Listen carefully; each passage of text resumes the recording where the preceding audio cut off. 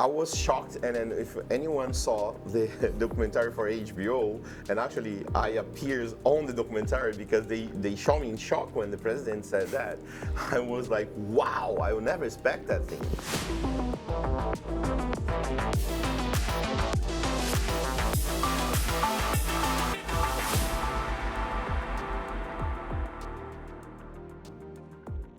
Who are you and what is your project or company? Hi, my name is Santiago. Thanks for having us in this amazing convention. We started in Krypton as a facility to enable people to buy anything with cryptocurrency. And currently we are more focused on merchant adoption to enable the merchants to accept cryptocurrencies.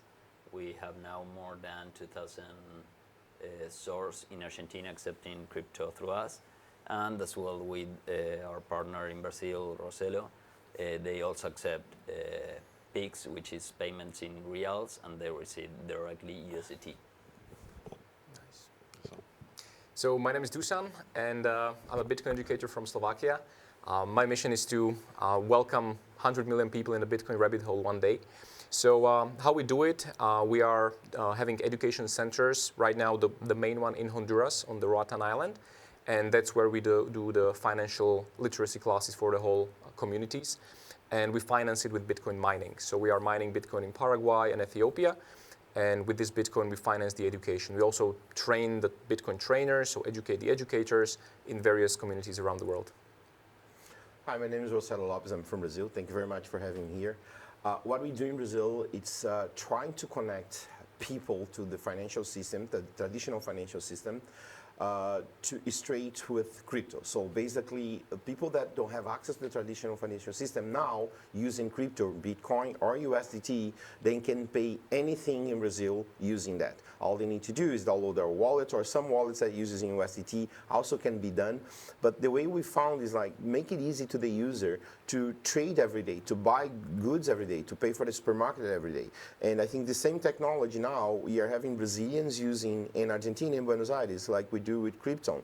We have users using in Paris and France and Portugal, Angola, Paraguay, Uruguay. So these technologies that we developed to make possible to connect the blockchain with the banking chain system, it's good because now the users, they can do that. They can actually use it every day. And foreigners, such our friends over here, now they can go to Brazil and they can pay anything in Brazil with USDT or Bitcoin. So I think this technology is going to be available soon to everyone all over the world. And the cool part is, I thought was a very good way to connect people with the traditional financial system, but using crypto. But because soon, the traditional one, we're going to die, and then we're going to have everything on the blockchain. That's what we're trying to do. That's how we're developing right now. What was your reaction after the Bitcoin law passed in El Salvador? Did it inspire you? I was shocked, and then if anyone saw the documentary for HBO, and actually I appears on the documentary because they show me in shock when the president said that. I was like, wow, I would never expect that thing, right? And I think it's a good move that the government did, especially because it's a small country. And a small country like that, it's easy for you to implement new technology. But what I think it's still missing there is trying to make people to actually receive Bitcoin just straight away. They didn't prepare everyone to receive it. So that was a bad move, but it's a good move to say, well, now the government is buying Bitcoin as a reserve, not just gold, but also have Bitcoin. That's cool, amazing. But I think Bitcoin, we need to do a lot of the technology before to go to the mainstream. I don't think there is a blockchain ready for the mainstream. I don't think the user is ready for the mainstream, especially because of the volatility. That's where I think USDT fits perfect, because the El Salvadorians, they are already using dollar. Their local currency is dollar. So now it's cool to combine USDT and Bitcoin. Now I think having the conference over there is going to be even better because the locals can come and learn much more. It was not just like when the LabitConf happened and when the president said there like a few years ago, I don't think they were prepared. Now bringing all these guys over there to educating them and then tell them how it actually will work, I think is perfect. Now finally I think we can have a savings wallet in Bitcoin, and you have like our daily basis wallet in USDT, and everything is in blockchain. We don't need the old system there anymore. And small countries like El Salvador, if they implement that, cool. I think it's only missing education. So my initial reaction was I had like a mixed feelings about it. You know, I come from the mindset of libertarian and crypto anarchy, and when I see their like top-down approaches being forced to people, I tend to be kind of skeptical. So initial idea was that everybody has to accept Bitcoin, which I didn't like. And then it was kind of in a way that if you really don't have the means or you don't want to, you don't need to accept Bitcoin, which is for me much better. Because then it's more on the voluntary base, which I'm totally in favor of. And what Salvador is amazing for, like they have a president that really gets what money is and how system works. And thanks to him, you know, the country is really progressing. And what I love to see is that also the education activities right now in Salvador are booming. You know, Mi Primer Bitcoin guys, El Zonten and Berlin and all the places. So right now the education is kind of pushing forward so that the people really get what they are doing with Bitcoin, how the Bitcoin works and all of it. So I love that it's really connected. And I live, you know, 50% of the year in Honduras, and I see that Hondurans are very well motivated and inspired by Salvador. So thanks to the example of Salvador, the Hondurans are much more able to listen to Bitcoin. They're open to the ideas. They are coming to the classes because they heard that just next door, it really works for them.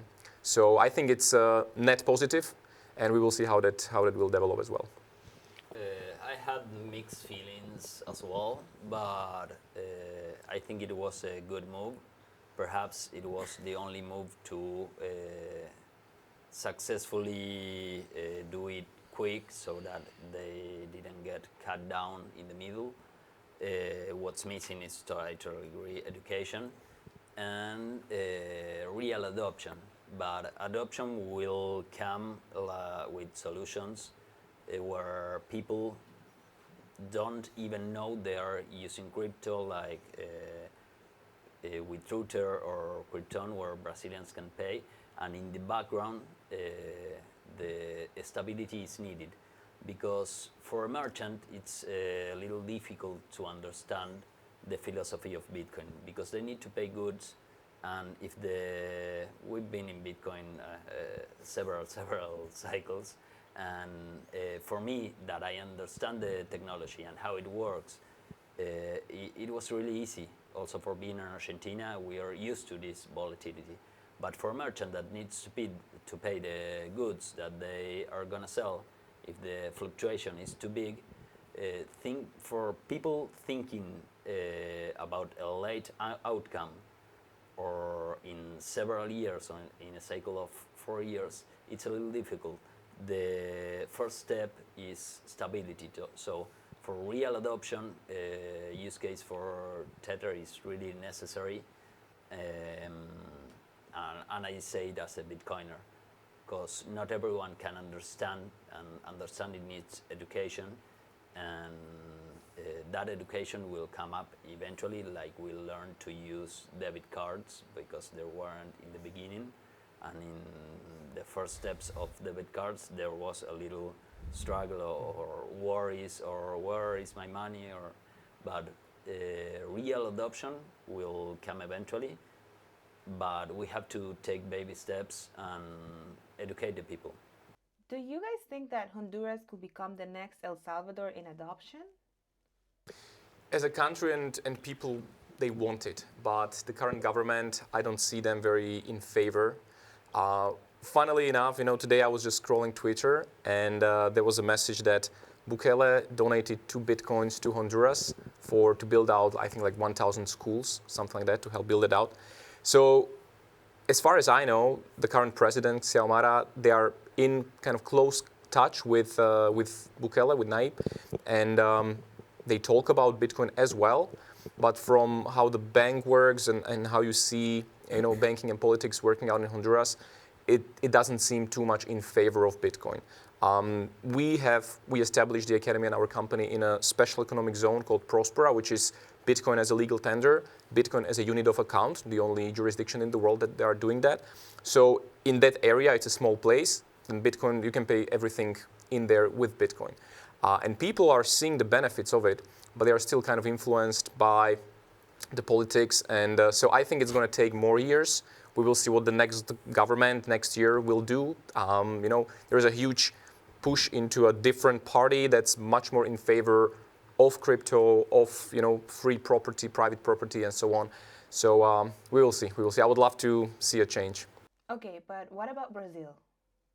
Well, a couple of years ago, I was one of the guys that fight every single bank in Brazil.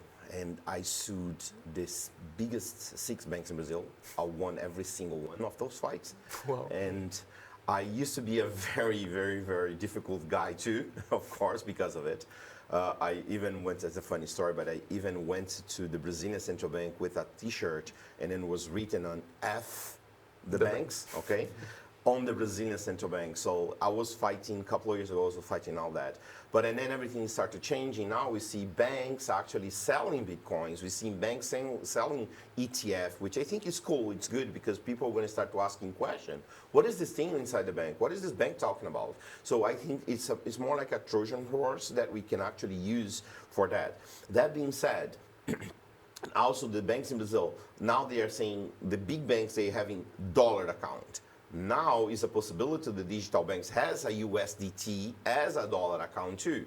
Now is a possibility to have to be the Trojan horse, the dollar account that the Brazilians they want to have. Now they're going to be able to see USDT there. They'll probably ask question, what is this address that I'm having? And now the banks after that can start to offer Bitcoin. But I think on what's going to happen, at least for the next 10 years, Bitcoin, because the volatility is going to be used more or less as a savings account, and probably the USDT as, let's say, my savings account for a bad economy. And then you have Pix, because Pix works everywhere. And with our technology, connecting USDT and Bitcoin makes it possible. I think the adoption, it's going to happen, but it's going to be slowly. And then the funny part is the banks before that was against, now they are in favor. And that is the big thing that's going to happen, is because people are going to start asking questions. Now the bank is the custodian. So now the bank is like, okay, I'm custodying the keys, cool, the government is happy with that. Now the next move is going to be why I cannot be the custodian. So now the user is going to start to ask those questions. So was a very cool thing that happened that the banks start to offer that. So I think in a couple of years, we're going to see more users using much more USDT and then having the Bitcoin as a savings account. And then maybe in 20 years time, when the Bitcoin price is so stable because everybody's using, so then people say like, well, it doesn't matter. I can use the Bitcoin because my average price is, let's say, I don't know, $60,000, and Bitcoin price now is $1 million. So I don't care how much is because my average price is 60,000. So then I think maybe in 20 years, people are going to be using USDT and Bitcoin as just a normal currency every day. But the key was having the banks adding Bitcoin because they don't want to be part of it. So a very good Trojan horse. Can I just add on that? You reminded me of one thing, because it's really important that the banks and the government see benefit of Bitcoin and crypto for themselves and for the people as well, hopefully. But in Honduras, the biggest issue is remittances. There's a huge amount. This is the biggest kind of GDP or money income for the country is remittances from US. And the fees that people need to pay for that are insane, like millions and tens of millions of dollars a year. There is no solution yet that would utilize crypto, either USDT or Liquid or Bitcoin, that would kind of simplify it and put the prices and fees down. So I think this might be like for Honduras, like the first really major step. Somebody coming in, maybe you guys, and helping out with that, because that is a really like a pain point of Hondurans. Yeah, I'm going to give even I think it's perfect. Like I said, we always like use, this is the Trojan horse that we're going to be able to. Same thing in Brazil. People in Brazil, they receive money from overseas, especially the United States. And then now they realize, including the banks, realize that being part of it, it's a good thing, because they need to have reserves in Bitcoin now, because those banks say, okay, hold on a sec. If those financial companies such as BlackRock and all those guys, they are buying Bitcoin, me as a bank going to sell to them. But how do I get those Bitcoins to sell to them? Well, I want to make people to be able to get it here. So now I think the same situation is happening in Brazil with money transferring being using Bitcoin and USDT. Just for people to know, USDT in Brazil represent 90% of our crypto transactions. Yes, Bitcoin is not the number one user there. USDT is the number one user there. Brazil itself managed every single day 500 million USDT every single day. So now people is realizing, but why is that? Because people buy USDT, get USDT, and then they trade overseas. They trade in platforms such as Bitfinex or even Bitstamp, those platforms, because it's better for them. So I think on both scenarios, banks will realize the remittance is also a big key. Agree with In that. Argentina, you have. In Argentina, we have been used to chaos. Like the documentary is very well addressed the name, and we have been dollarized since I can remember. Like our means of savings, because we have the Monday diary. Every 5 years we have a crisis. The peso goes, I don't remember how many zeros it has since conception, but it's a lot. And we have like a really good chance to understand crypto. And with all those crises, the understanding of USDT is really easy, because we are already an economy that is dollarized. The dollar goes up and everything, commodities, or if you want to buy anything, people protect themselves with dollar. That's why the first step to understand crypto for many Argentinians, it's already there. The thing is education, because understanding the security risk of being yourself custodial of your own crypto, I give lectures about how to take care of that savings, and I found out that most of the people are, sorry for the words, technology challenged, and they're not prepared for that. And in that case, a custodial solution would fit best, but I try to advocate being yourself the custodian of your own crypto.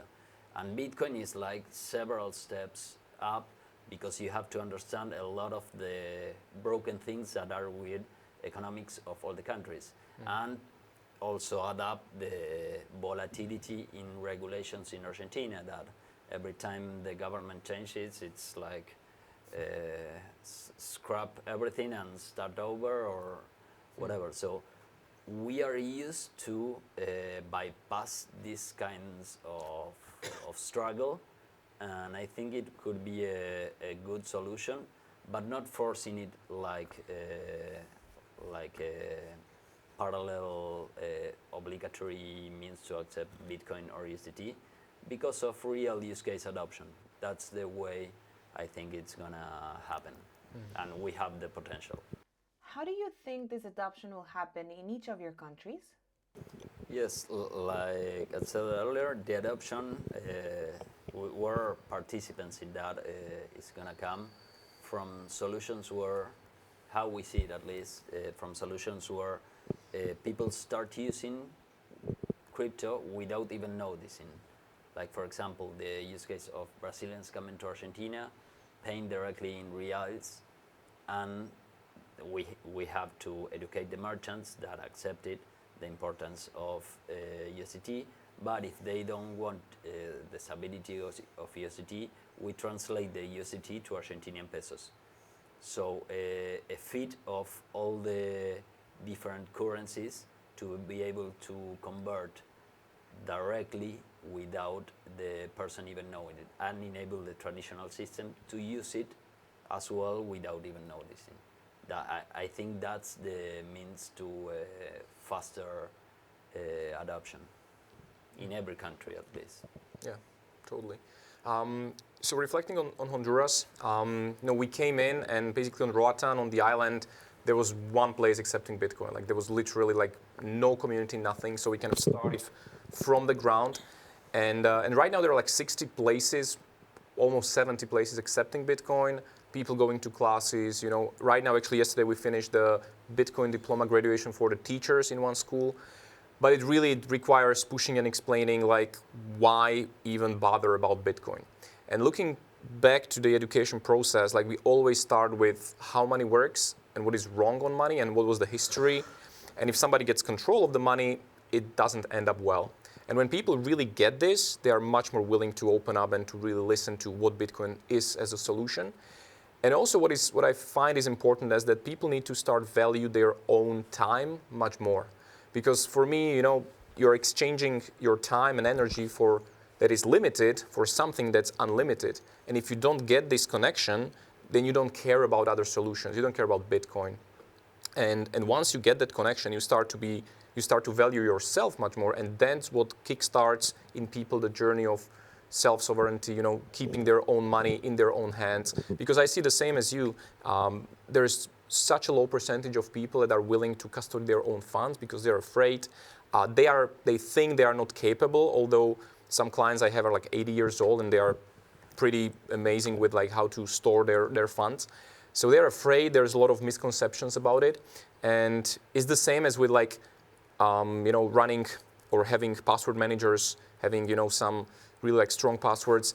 There's a low population percentage doing that. But we need to upgrade these skills. Yeah, totally. Like it's totally education based. We need to really like push forward. To our clients or friends, I give an analogy that to have your crypto in your wallet, have only what you feel comfortable having in cash in your physical wallet. Yes, exactly. And if not, use a hardware wallet. Exactly. It's a necessity. Yeah, just like a safe in your house and exactly your physical wallet. So thanks that you brought the analogy because it's super important and easy then to explain the concepts of Bitcoin to people.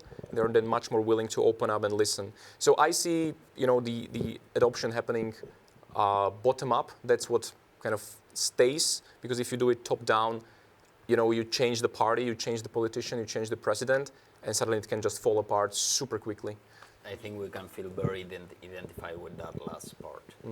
Yeah, but it's like for everything to happen, we need to combine a lot of things. People to understand this, so education is really important, especially because most of the applications in the markets as a wallet, let's face it, it's very complicated. When you tell someone, say, you need to save your 12 words, like, what? So people used to use only 6 codes, like a PIN code with 6 digits, and now we're telling them that they need to save 12 words. It's very complicated. And the application for wallet, it's also complicated because most of the wallets have like 13 blockchains. Then you have like 300 coins. The gas fees. And the gas fees and all that. So now imagine say, okay, you know what? You can have a digital dollar account, which is USDT, but you need to have gas. What is that thing called gas? What do you mean? No, if you're using Ethereum, then you need to use ETH. So it's not gas, it's ETH. No, ETH is the gas. So it's very complicated for people. So that's why when I see El Salvador, it was amazing what happened over there, but I don't think was well prepared. We didn't educate the people yet. We need to educate the merchant, to tell the merchant, listen, if you don't want to stay in Bitcoin, but here's the history about Bitcoin. Bitcoin one day was 1 cent, and then now it's like almost $70,000. So we need to educate them for the future, but we also need to educate them in how to use. And the companies, especially the startups, it's a huge opportunity. It's a huge opportunity. Look what did in El Salvador. Their wallet, I'm sorry, it's horrible. It's horrible, their wallet. So look the opportunity that you guys have to You mean Chivo or which one? Yes, the Chivo. Oh, yeah. I think it's horrible, that wallet. Chivo is, but you have Blink, you have Yes. Aqua, so you have, I think like it's going good direction already. Yes, now I think that this, but again, it's opportunity. Now imagine you educate the local startups to develop something. Local startups, they know their culture. They know how it works. Now Aqua is good, cool, but did any person from Aqua working in Honduras or El Salvador? No, they don't understand how people work. It's the same thing. Someone go to Brazil and say, you know what? Well, let's put on the POS or another POS machine. Yeah, another POS machine. It's complicated. So if you have a local startup working, understand the culture, understand the market, and develop something that will fit in as the user is using a banking app, that is a very good thing. So now having a country like El Salvador that support, that is a law for it, and now maybe it's a time to the president go to the banks and say, guys, listen, we need to approach this. So as our system in El Salvador, let's say for example, the system in El Salvador is not that cool for the financial system. How about replace the whole thing? Let's put blockchain on it. Sad part, there is no blockchain ready for that. That is the sad part. None of the blockchains in the market right now is prepared to replace a financial system. That is a fact. People say, no, it's possible. This one is possible. That one can do 7,200 transactions per second. But when you put on the real environment, does not work. We've seen, even with Lightning Network, amazing, yes. Let me send to you 1 Bitcoin. If you do not have 1 Bitcoin in your wallet, you'll not be able to receive. So there is a bunch of complications. Those complications, it's called opportunity. So if we combine education, go to the startups, and the government, even the government, go to the startup, finance them to develop solutions on that one. We'll help adoption, we'll help the local startups, we'll help the local merchants, help the entire system. And then if they can say, all right, from now on, we need also to collect our tax straight on the transaction. Okay, we do a smart contract, end of story, done. On the same second someone is paying, you government is receiving your cut.